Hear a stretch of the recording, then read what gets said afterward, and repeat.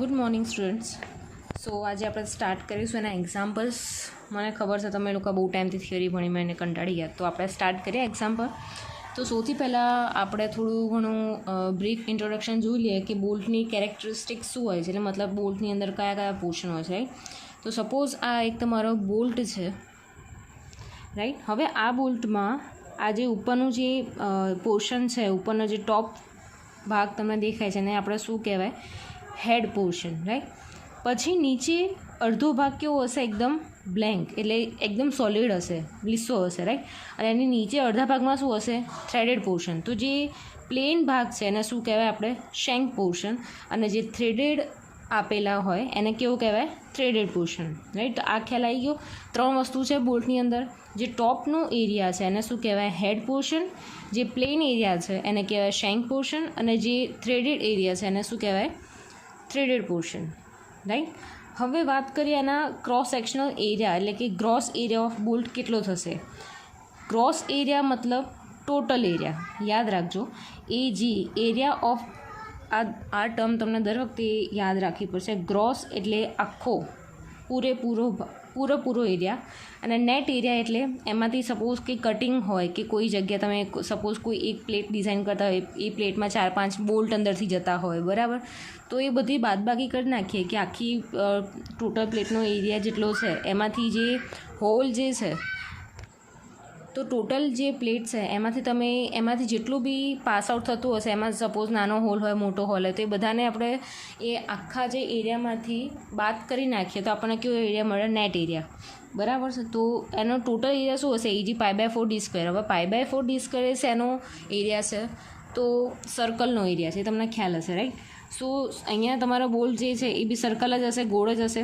તો એનો શું હશે? π/4d². Gross area total. Net area શું થશે? 0.78 × π/4d². હવે તમે કહેશો આ 0.78 મલ્ટીપ્લાય કર્યા તો કર્યા કેમ? બરાબર. હવે આપણું જે થ્રેડેડ પોર્શન છે એ સપોઝ આવી રીતે દેખાતો હશે, તમને દેખાય છે, રાઈટ. તો આમાં શું થયું કે આપણું જે અહીંયા અત્યાર સુધીમાં શું હતું? અહીંયા એક પ્લેન એરિયા હતો, બરાબર. એમાંથી કોઈ જ કટિંગ નહોતું કે કંઈ ન. પણ થ્રેડેડ પોર્શનમાં તમારો થ્રેડેડ પોર્શન આવો છે, એટલે અંદર થોડો કટ થયેલો હશે. તો એ કટિંગનો ભાગ જે છે એ આપણે શું લઈએ છીએ? 0.78. તો આપણે ધ્યાનથી સમજીએ શું છે. તો in threaded portion there are variations in diameters. જે ટોટલ ડાયામીટર હતો શેંક પોર્શનમાં, એ ડાયામીટર નીચે હોવું જરૂરી છે નહીં. તો if any type of failures occurs where the cross section area is less, that's why we take 0.78 times π/4d². હવે બીજી વસ્તુ કે તમે સપોઝ એક પેજ અઝ્યુમ કરી લો, એક કાગળ છે, બરાબર. તો કાગળને તમે ખેંચશો તો એ કાગળ કેવો તૂટશે? તમે બે બાજુથી એને ખેંચવાનો ટ્રાય કરશો તો એવું નહીં થાય કે આખું ખેંચશો તો એ તૂટી જશે. સપોઝ તમારો કાગળ આવો છે, અહીંયાથી અડધો ફાટેલો છે, રાઈટ. તો તમે જ્યારે આના ખેંચશો તો એ જલ્દી ફાટી જશે. કેમ? કારણ કે અહીંયા ઓલરેડી એ થોડો કટ થયેલો છે, તો એ આખો ફાટી જશે. તમે બીજું કંઈ એક્ઝામ્પલ જોવું હોય તો તમે જે વેફર છે ને, વેફરના જે પેકેટ્સ છે, જે તમે બાલાજી કે બધા ખાતા હોય પેકેટ્સ, તો એમાં કેવું આપેલું હશે? આવું આપેલું હશે, કંઈક આવું ઉપર જે સ્ટાર્ટિંગમાં આપ્યું હશે. તો એના લીધે શું થાય કે તમે અહીંયાથી કટ કરો તો શું ઇઝીલી એ બ્રેક થઈ જશે, ઇઝીલી એ તૂટી જશે, રાઈટ. તો એ થ્રેડેડ પોર્શનમાં શું હોય? આનો એરિયા આખો છે આ પેજનો, તો એને એ સપોઝ એની પર કોઈ લોડ લાગ્યો કે એને બે બાજુથી ખેંચ્યું તો એને તૂટતા વાર લાગશે. પણ જ્યારે એ ઓલરેડી એનો પોર્શન અડધો થઈ ગયો, એનો એરિયા ઓછો હશે, તો એ શું થશે? જલ્દી તૂટી જશે, રાઈટ. તો જ્યારે બી એક બોલ્ટ ઉપર જ્યારે લોડ લાગશે તો તો જોવાનું કે એક બોલ્ટ જે છે એમાં ક્યાં એરિયા તમારો ઓછો થાય છે. તો કે આ તો સોલિડ પોર્શન છે, બરાબર. આ સૌથી પહેલાં તૂટશે નહીં. તો તૂટશે ક્યાંથી? તો કે થ્રેડેડ પોર્શનમાંથી. કેમ? કારણ કે આનો એરિયા તો એમને એમ જ છે, સોલિડ પાર્ટ છે, રાઈટ.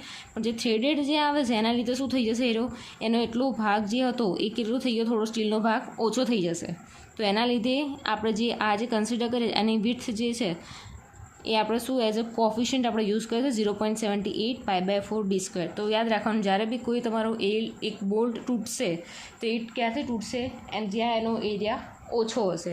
તો થ્રેડેડ પોર્શનમાંથી તમારો એરિયા તૂટશે. તો એના લીધે આપણે નેટ એરિયા શું કન્સિડર કરીએ છીએ? 0.78 × π/4d². 0.78 એટલા માટે કારણ કે થ્રેડેડ પોર્શન માટે આપણે 0.78 પોર્શન જેટલો ભાગ નીકળી જશે ટોટલ સ્ટીલમાંથી.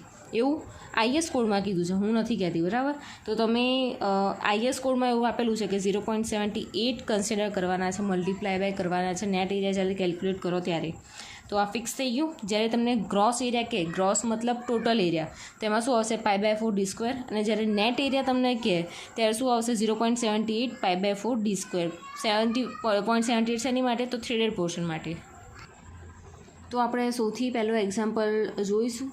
તો શું કહે છે, 2 પ્લેટ્સ એટલે 2 પ્લેટ તમને આપેલી છે. એક છે શું કીધું છે કે 80 mm વાઇડ છે, મતલબ એની વિડ્થ જે આપેલી છે એની બી આપેલી છે તમને 80 mm. અને શું કીધું છે 12 mm and 20 mm thick are connected by lap joint. બરાબર. એનો મતલબ શું થયો કે 2 અલગ અલગ થિકનેસની પ્લેટ આપે છે. એક 12 mmની થિકનેસ છે અને બીજી 20 mmની થિકનેસ આપેલી છે. એ કયો જોઈન્ટ છે? આપણો લેપ જોઈન્ટ. મતલબ બે જે જોઈન્ટ હશે એ કેવા થતા હશે? ઓ લેપ. To resist design tensile load of 70 kN. તમને લોડ બી આપેલું છે, ફાઇનલ લોડ 70 kN લોડ છે. તો શું કીધું છે કે design a lap joint using M60 balls of grade 4.6 and grade 410 plates. ખ્યાલ આવ્યો?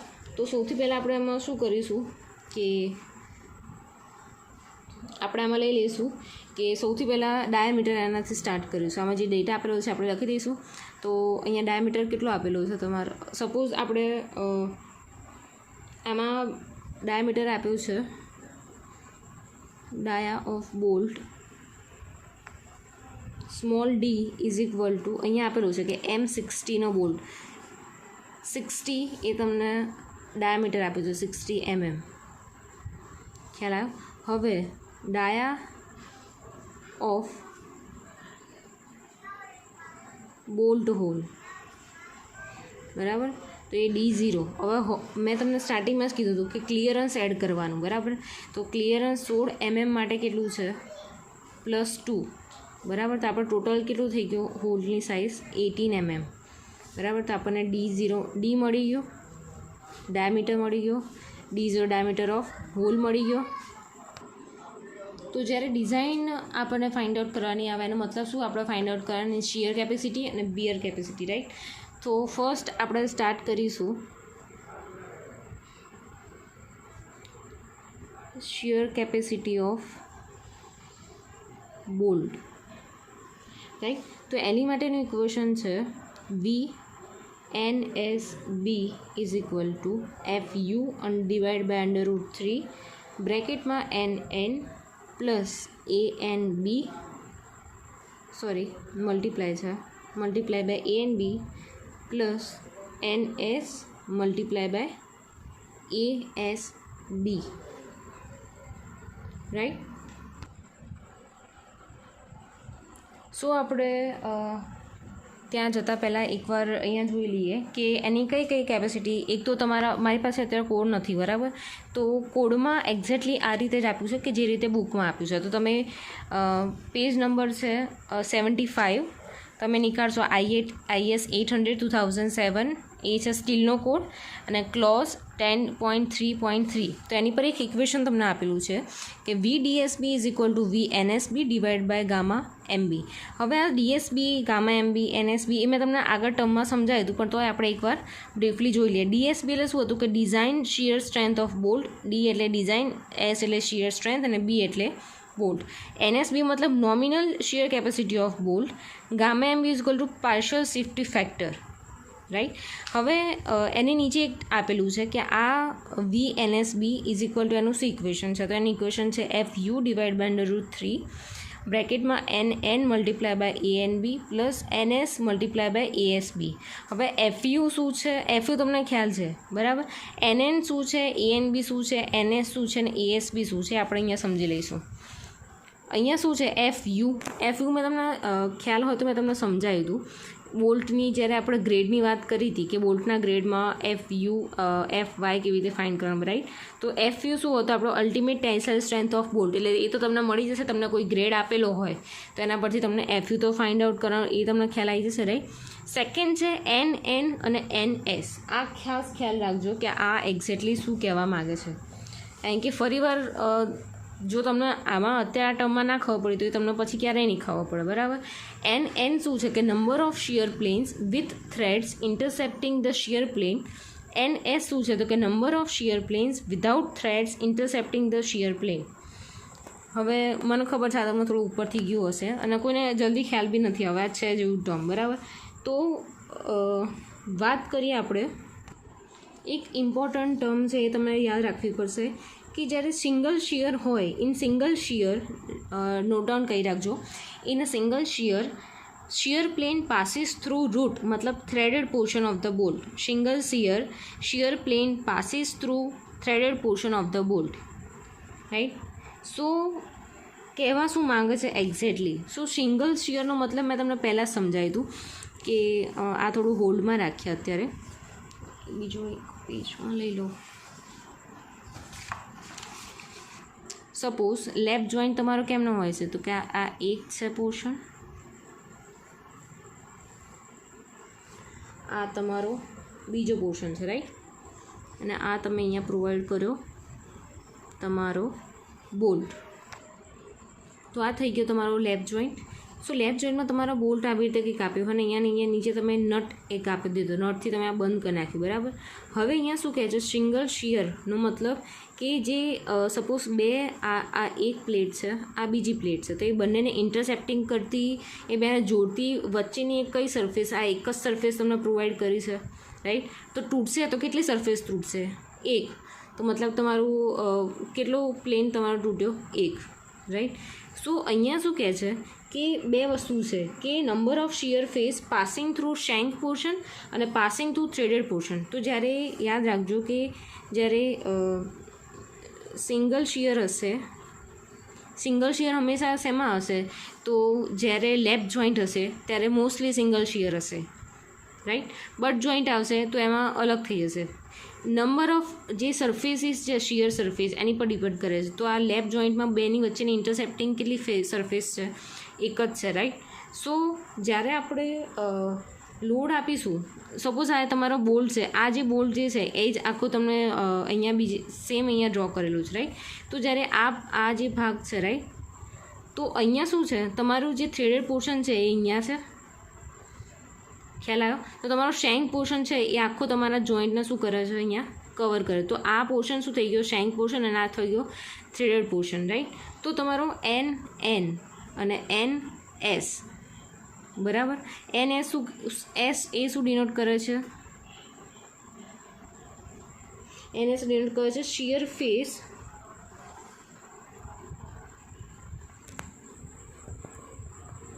પાસિંગ થ્રુ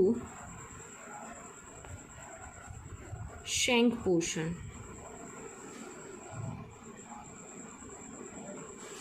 ખ્યાલ આવ્યો? એસ મતલબ શું અહીંયા ડિનોટ કરે છે? શેન્ક પોર્શન. જ્યારે એન શું કરે છે?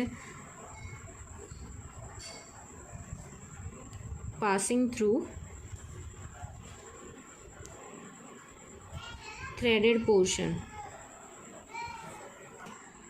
હવે આ વસ્તુ ખ્યાલ આવી ગયું કે એસ શું છે? એસ એટલે શેન્ક પોર્શન, કે કેટલી શિયર ફેસ જે છે કે જે શેન્ક પોર્શનમાંથી પાસ આઉટ થાય છે, અને એટલી કેટલી સરફેસ છે કે જે થ્રેડેડ પોર્શનમાંથી પાસ થાય છે. તો ઓબ્વિયસલી જ્યારે સિંગલ શિયર હશે ત્યારે તમારું જે શિયર ફેસ હશે એ શેમાંથી પાસ થશે? તો ઓબ્વિયસલી થ્રેડેડ પોર્શનમાંથી જ પાસ થશે. આ થ્રેડેડ પોર્શનમાં તમે અહીંયા વાપર્યો, બરાબર, તો અહીંયાથી જ તૂટવાનો, અહીંયા શેન્ક પોર્શનમાંથી તૂટશે નહીં, બરાબર. ખ્યાલ આવ્યો? તો એનો મતલબ કેટલી સરફેસ છે આપણી જોડે? એક જ સરફેસ છે કે જે થ્રેડેડ પોર્શનમાંથી પાસ થશે, જ્યાં તૂટશે એક જ હશે, બરાબર. ખ્યાલ આવ્યો? આ તમારો થ્રેડેડ પોર્શન થઈ ગયો, આ થોડી મિસ્ટેક થઈ, બરાબર. તો આ તમારો થ્રેડેડ પોર્શન છે ને આ શેન્ક પોર્શન છે, બરાબર. તો તમારો અહીંયા જે સરફેસ તૂટશે એ કેટલી હશે? એક સરફેસ હશે. તો ઓલવેઝ જ્યારે યાદ રાખવાનું લેફ્ટ જોઈન્ટ હોય ત્યારે એ કેવો કહેવાય? સિંગલ શિયર કહેવાય. અને જ્યારે સિંગલ શિયર આવશે ત્યારે આવશે S is equal to 0 and N is equal to 1. Shank મોશનમાંથી પાસ નહીં થાય એટલે 0, અને થ્રેડેડ પોર્શનમાંથી પાસ થશે પણ કેટલી સરફેસ તૂટશે? જો અહીંયા લેફ્ટ જોઈન્ટ છે તો બંનેને ઇન્ટરસેપ્ટિંગ કરતી એક તમારી શું કહેવાય સરફેસ છે. જો નીચે અહીંયા સપોઝ અહીંયા બટ જોઈન્ટ આપ્યો હોત અહીંયા નીચે ફોર એક્ઝામ્પલ, તો તમારો કંઈક આવી રીતે હોય, અહીંયા બંધ થયેલો હોય, બરાબર. તો આ એક સરફેસ ત્યાં ઇન્ટરસેપ્ટ થાય છે અને આ બીજી સરફેસ કે જ્યાં ઇન્ટરસેપ્ટ થાય, તો એન શું આવે તમારો અહીંયા આવશે 2, પણ NS શું આવશે હંમેશા ઓલવેઝ તમારો આવશે 0. જે તમે એક્ઝામ્પલ કરો છો એમાં જનરલી 0 આવશે, પણ જ્યાં હાઈ સ્ટ્રેન્થ બોલ્ટ એ લોકો ડિઝાઇન પોતાની રીતે કરતા હોય તો ત્યાં મે બી શેંક પોર્શનમાંથી શિયર પ્લેન અહીંયા એનું આવે, પણ આ તમારા જે એક્ઝામ્પલ છે એમાં તો તમારા શેંક પોર્શનમાંથી કોઈ પાસ થશે નહીં. તો NS શું આવશે તમારો 0 અને NN આવશે 1 લેપ જોઈન્ટ માટે અને બટ જોઈન્ટ માટે 2 ફિક્સ છે, રાઈટ.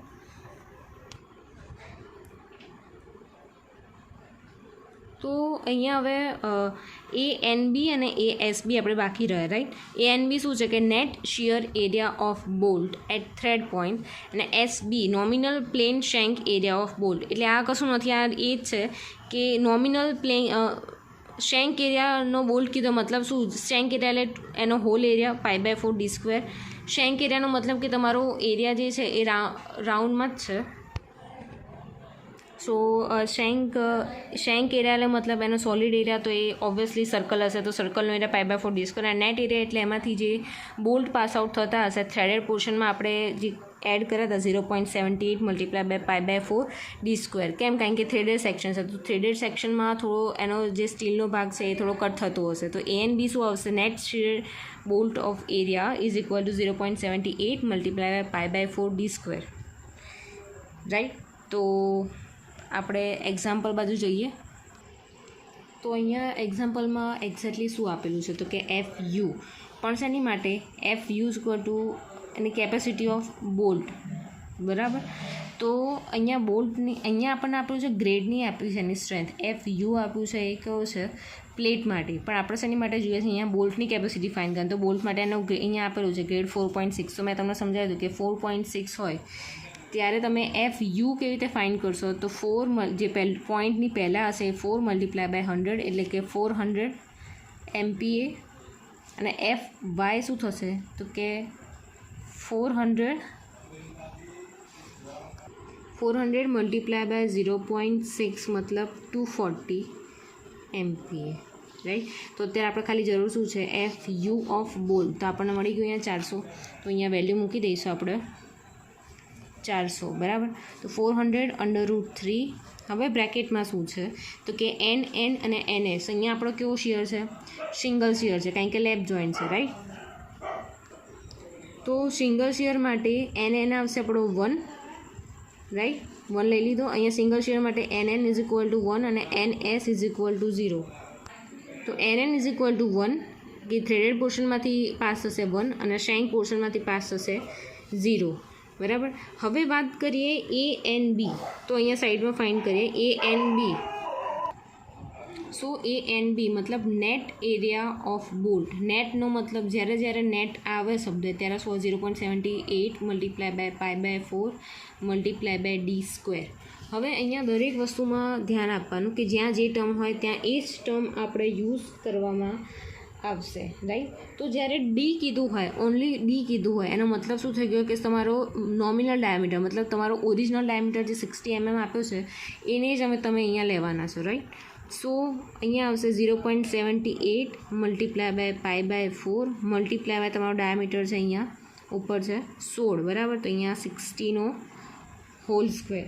તો તમારો આન્સર આવશે 157 mm².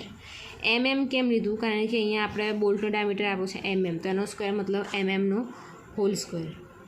ખ્યાલ આવી ગયો. હવે ANB મળી ગયા, તો અહીંયાનો આન્સર મૂકી દઈએ આપણે બ્રેકેટમાં કે 157. હવે અહીંયા શું NS ટર્મ તમારી 0 થઈ જાય છે.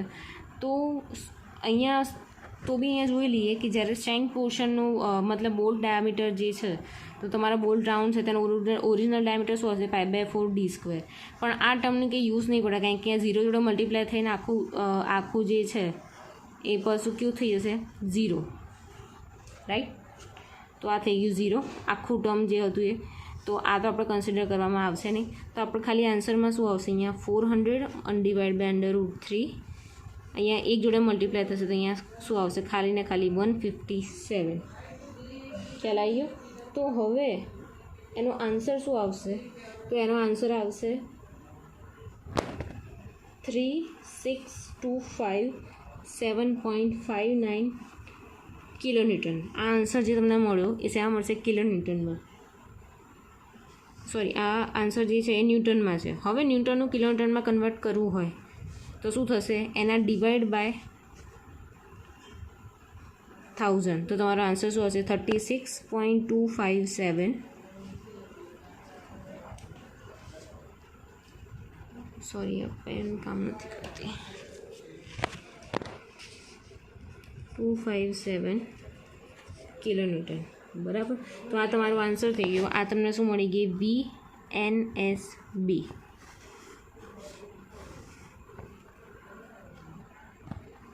ખ્યાલ આવી ગયો? આ આપણે ફર્સ્ટ એક્ઝામ્પલમાં આપણે ફાઇન્ડ આઉટ કરી એની શિયર કેપેસિટી. રાઈટ. તો શિયર કેપેસિટી તમે એક્ઝેક્ટલી આજે મેં સમજાવ્યું એ તમને ખ્યાલ આવી ગયો હશે. જો તમને આ ટર્મમાં NN કે NS ટર્મમાં તમને ખ્યાલ ના આવતો હોય તો તમે મને પૂછી શકો છો કે તમને કન્ફ્યુઝન ક્યાં છે. કારણ કે મને ખબર, તમે આ જ્યાં સુધી તમે કેલ્ક્યુલેટ નહીં કરો ત્યાં સુધી ખબર નહીં પડે. તો આજે આપણે આ લેક્ચરમાં શું ફાઇન્ડ આઉટ કર્યું? તેની શિયર કેપેસિટી. નેક્સ્ટ લેક્ચરમાં આપણે ફાઇન્ડ આઉટ કરીશું એની બિયરિંગ કેપેસિટી. રાઈટ. સો આ ટર્મમાં હજુ બી ના ખબર પડી હોય કે ન્યૂટનનું કિલોમીટરમાં કન્વર્ટ કેમ ના કર્યા, આ ઇક્વેશન ક્યાંથી આવ્યું, શિયર કેપેસિટી કેવી રીતે ફાઇન્ડ. હા, બીજી વસ્તુ કે જ્યારે તમે કોઈ બી એક્ઝામ્પલ કેલ્ક્યુલેટ કરો છો તો આ જે ઇક્વેશન, આ જે તમારું જે ટર્મ છે તમારે યાદ નથી રાખવાનું. આ તમને આપેલું છે તો આ કોઈ બી એક્ઝામ્પલ કેલ્ક્યુલેટ કરો અને જે બી ઇક્વેશન કે જે બી વેલ્યુ તમે કોડમાંથી તમે લો છો તેની બાજુમાં તમે આવી રીતે ઇક્વેશન જેમ આપણે લંબાઈ લખીએ છીએ ને આવી રીતે ડેશ કરીને અહીંયા લખવાનું છે કે IS કયો કોડ આપણે યુઝ કર્યો છે. તો કે IS 800 2007. જોવાનું કે કયો ક્લોઝ છે. ક્લોઝ એટલે મતલબ કોઈ ટોપિક ત્યાં આપેલું હશે કે ક્લોઝ 10.3.3 અને પેજ નંબર કયું છે? તો કે પેજ છે 75. આટલી વસ્તુ નેસેસરી છે લખવાની. જો તમે આ વસ્તુ લખશો નહીં તો તમારા એક્ઝામમાં માર્ક્સ કટ કરી દેશે લોકો. તો જ્યારે બી તમે યાદ રાખવાનું કે જે બી ઇક્વેશન તમે કોડમાંથી ઉઠાવ્યું તે એ કોડની જે બી ક્લોઝ હોય કે કયા ટોપિકમાં આપેલું છે, એ કયો કોડ યુઝ કર્યો છે અને કયા પેજ નંબર પર ઇક્વેશન આપ્યું છે એ રાઇટ ડાઉન કરવાનું કમ્પલસરી છે. આ ભૂલાય નહીં. જો આ ભૂલી જશો તમારા માર્ક, તમે ભલે ગમે તેટલા આન્સર સાચા લાયા પણ તમારા માર્ક્સ એ લોકો ઇઝીલી કટ કરી દેશે. રાઈટ. સો ફાઇન્ડ કરી ANSB. એ મતલબ શું થઈ ગયું કે shear capacity of bolt. S એટલે શિયર, B એટલે બોલ્ટ. બરાબર. શિયર કેપેસિટી ઓફ બોલ્ટ ન્યૂટનમાં આન્સર આવ્યો. આપણે એને કિલોમીટરમાં કન્વર્ટ કર્યો છે. રાઈટ. કિલોમીટરમાં એટલે કન્વર્ટ કર્યો છે કે આપણને સમજવામાં ઇઝી પડે. રાઈટ. આટલા મોટા 36,257.59 એ આપણે એટલું બધું મોટું ટર્મ યાદ રાખવું ને એ બધું ઇઝી ના પડે એટલે આપણે એને શેમાં કન્વર્ટ કર્યો? કિલોમીટરમાં. રાઈટ. તો આજનો લેક્ચર આપણે અહીંયા સ્ટોપ કરીએ. જો કોઈ કન્ફ્યુઝન હોય તમારા મગજમાં તો તમે મને ઇઝીલી પૂછી શકો છો મેસેજમાં કે ફોન કરી કે મેમ મને આમાં ખબર નથી પડી. હું એની ટાઈમ તમને જવાબ આપવા રેડી છું. તો આજે આ સમમાં જો શિયર કેપેસિટી, નેક્સ્ટ સમમાં આપણે આવશે bearing capacity. Right. So thank you so much.